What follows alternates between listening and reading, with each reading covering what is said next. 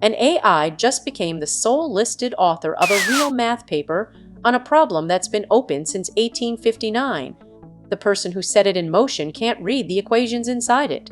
His whole contribution was refusing to let the model give up.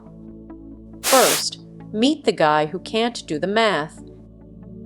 Sumner dropped out of high school at 16. Self-taught, he built a crowdfunding tool as a Thiel Fellow, worked front-end at Stripe, then built Bun, a JavaScript runtime, out of pure frustration with a slow dev server. Anthropic acquired it in December, its first acquisition ever. By his own description, he is very much not a mathematician. A high school dropout with no formal training past that, he left every single mathematical decision entirely up to the model, from the very first prompt to the very last line.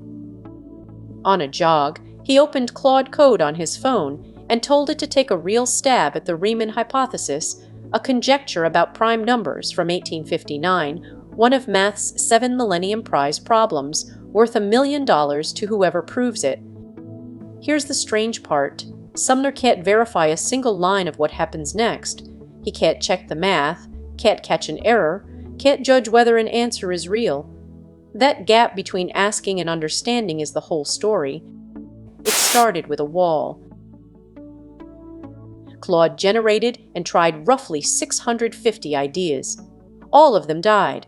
Reviewing its own survivors, it reported that every single one was either a known result, restated, or, in its own words, nearly tautological. It refused to call the problem solved. Sumner didn't touch the math. He typed, "You need to take a big leap of faith in your capabilities." Then, pressed further, "You need to believe in yourself." Models trained on decades of papers calling this problem notoriously unsolvable tend to inherit that defeat as a habit. Encouragement didn't add a single fact. It just stopped the model from pruning its own search too early. What happened next wasn't even aimed at the right target.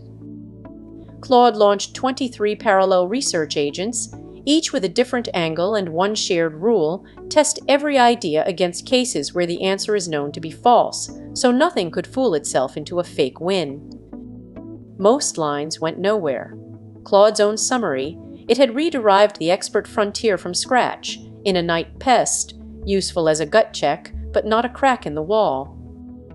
One agent, working a completely different question about bounding an unrelated quantity, hit a dead end. But it noticed the flip side of that same bookkeeping. Counting the opposite thing appeared to certify something huge by accident. Claude's own reaction was disbelief. It said, "This took 80 years to get to 41.7%. This is an extraordinary claim, and my prior is that it's wrong. I'm not telling you the result is true. I'm telling you an agent produced an argument for it." That reflex is the point. An AI that argues with its own breakthrough by default isn't a model that got talked into a fake win. It's a model that had to be convinced, on the evidence, before it would even repeat the claim out loud. So it checked. 10 separate times. 3 hostile reviewers, each blind to the others, each hunting one specific way the proof could be broken. A hidden leak, an imported assumption, a linear algebra mistake. All 3 came back clean. Sumner asked if the number could go higher. A fresh agent found a second lever, a new inequality, and pushed the certified proportion from 1/2 of all zeros to 2/3. 2 more blind reviewers reproved the key step independently. Then the model ran over 100,000 random and deliberately adversarial test cases against it, hunting for a single violation. After 10 independent passes, Claude's own final word was measured, not triumphant. "I now think this is probably true. It needs a human analytic number theorist." 10 clean passes doesn't prove the result is right. It proves the model ran out of independent ways to attack its own work, which is exactly when handing it to a human stops being caution and starts being honesty. So here's what the record actually looked like. 3 decades of some of the best minds in the field, chipping at the same wall by fractions of a percent at a time. Publishing papers, refining each other's mollifiers, moving the number a hair.